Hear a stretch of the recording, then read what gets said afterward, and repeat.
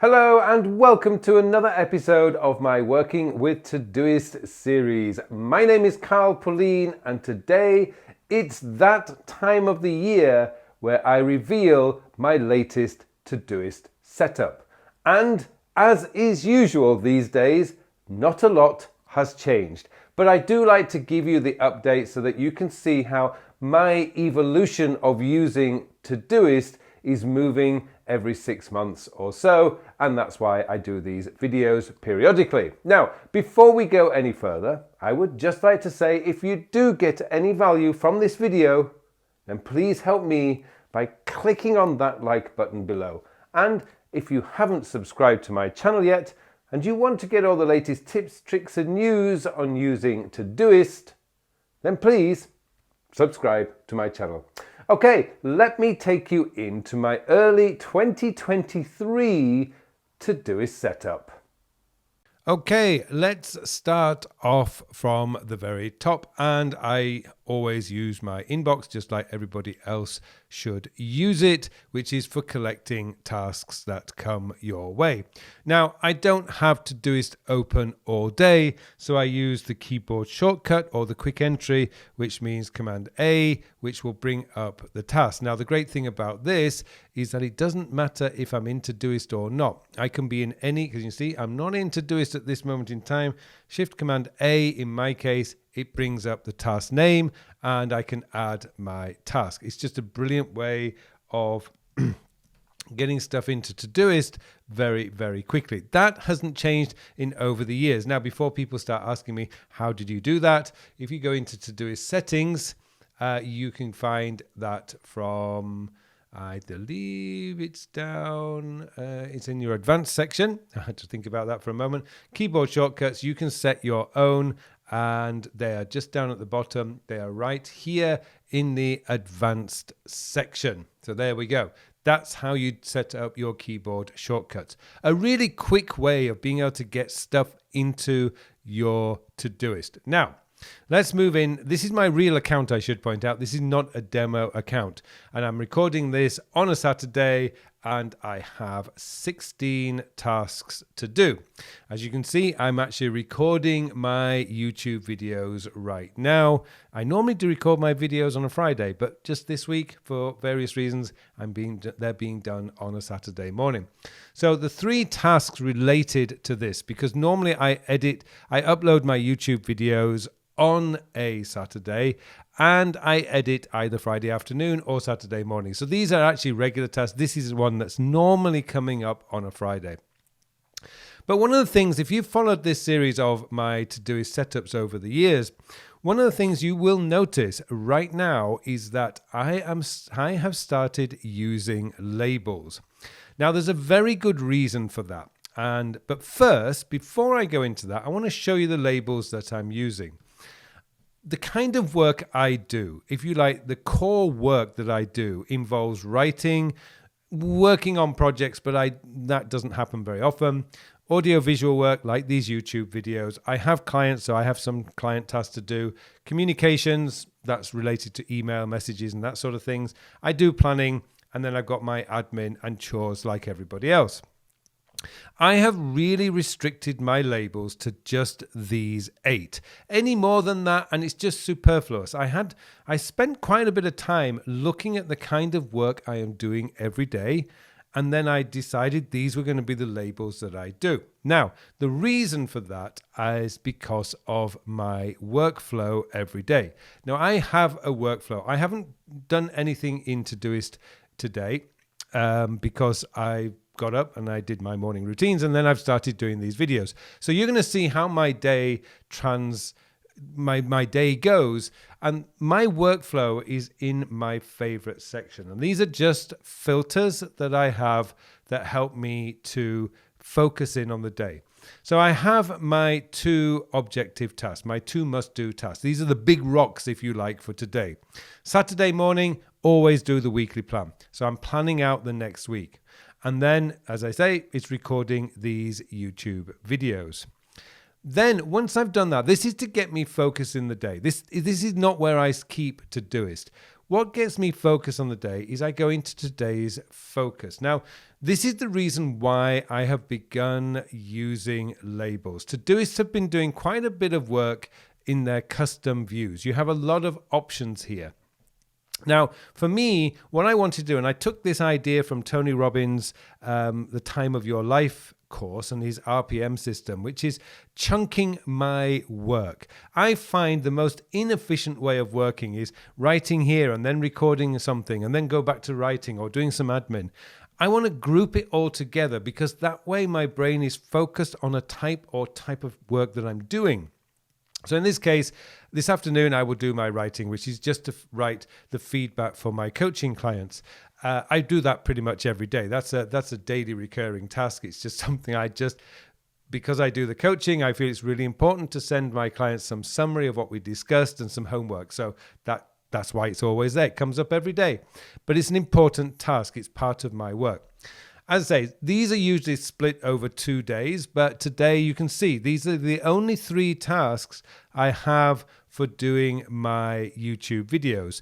And as I say, they come up over 2 days. And then, as usual, I will have some kind of admin to do. So admin, I consider my weekly planning as doing admin, and I have to clear my PayPal account that comes up. When I finish the day, I go into tomorrow's focus. And once again, I've got this organized by label. Now, for those of you who are thinking, how did he do that? If you go into the custom view right here, I just turn that one off.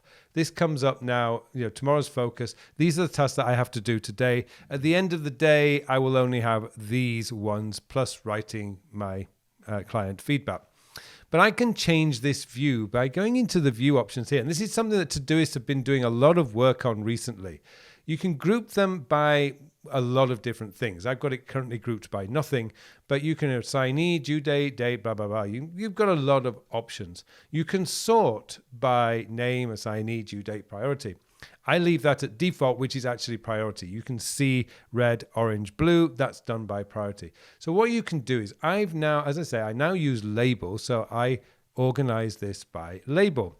This then gives me an overview of what I'm going to be doing tomorrow. Now, in this case, these are due today. If I go into my filters and labels, you'll see that tomorrow's focus and edit the filter is 2 days and not P4. This is the filter query. The reason for 2 days is today and tomorrow and not P4. This means I can see any important tasks that I have not done and can then decide to rearrange them if I wish. Now, for those of you asking, what are your filters for this? I do this in every video. Just go find one of my previous setup videos and you will have those codes. These have not changed over the last 4 or 5 years. I think for those people who followed this series, it would be boring to go through those again. They are in other videos. Now, that means that my workflow, essentially, I start the day here. I then go into, this is where I spend most of the day, today's focus. Now, once these are done, and this is usually toward the end of the day, I then do switch over to today. Now, today I don't organize it by type of work because what will be left at the end of the day are usually just these 4. These are mainly, if you can look at this, they're all routine tasks and they're all related to admin, except clear action this day, which is my email folder. But all of these are just admin that I do at the end of the day. Now, this one normally, I don't know why, I must have accidentally removed the flag. I usually do that in the afternoon. So the way I use my flags is red flags are the must-do tasks for today.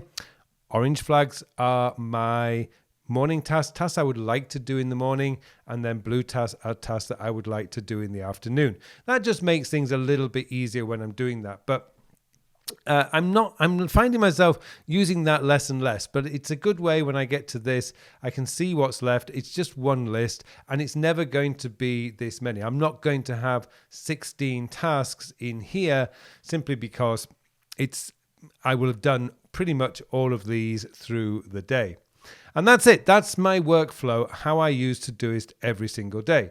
Now, for those of you who've known me for a while, I use something called the time sector system. So in here, I have all the tasks that I need to do. As you can see, I've already started rescheduling a lot of my this week tasks because I've decided that I'm just going to move them off till next week. My recurring, by the way, because it's Saturday and I will be doing the planning, the reason why these have been forward dated and I haven't moved them into next week is simply that's just pointless. They're going to be done next week, so I've just kept them there. And then I've got my recurring areas of focus, which are just there, and these are like part of my core work and areas of focus. I've done plenty of videos on those. Just type in the search, Carl, areas of focus, you'll find it.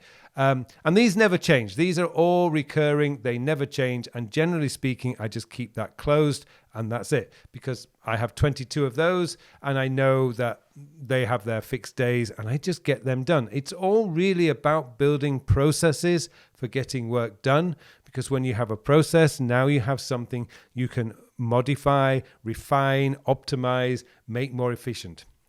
Next week, very rarely would I ever date anything, although I also very rarely actually add a label. Sometimes I do, but here's one that should have been deleted, but it linking to a task, and I do need to just review that before I close it out. So there's a lot of things in here that I haven't got a date on yet, but when I do my planning, I can move these forward. And then I've got my this month, which is here, which for those of you who followed me, I think I did this about 6 months ago. Increased limit on my credit card. My credit card limit has never changed, because I've never asked for it to be changed. And in Korea, you do need to ask.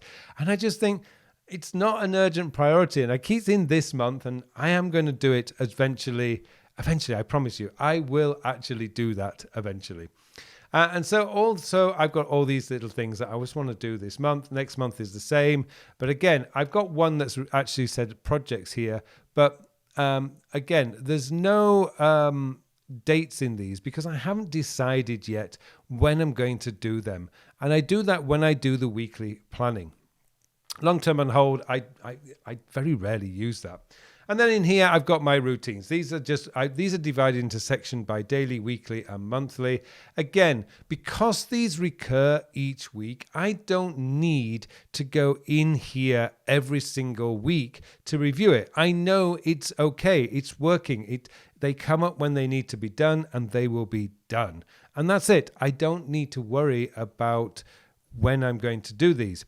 And then in my planning section, which I will show you down here, I have my purpose and outcomes, which is very personal. I've got my goals and objectives, which are what are my goals and objectives for this year. And then I've got my project planner. Now, a lot of confidential stuff is in there, so I'm not going to be able to show you that. But I have done videos on this in some of my regular videos. I'll link to those in the show notes if you want to know how to use the planning section. And you can see how you can organize that and do it. So there you go. That's my current setup. The biggest change since my last video is how I have now started using labels, because labels are just a fantastic way of grouping your similar tasks together. Now, the key here is to be really strict about how many labels you have. Like, also not duplicating labels, because if you start duplicating labels, like in a task, you've got 3 or 4 different labels just become pointless.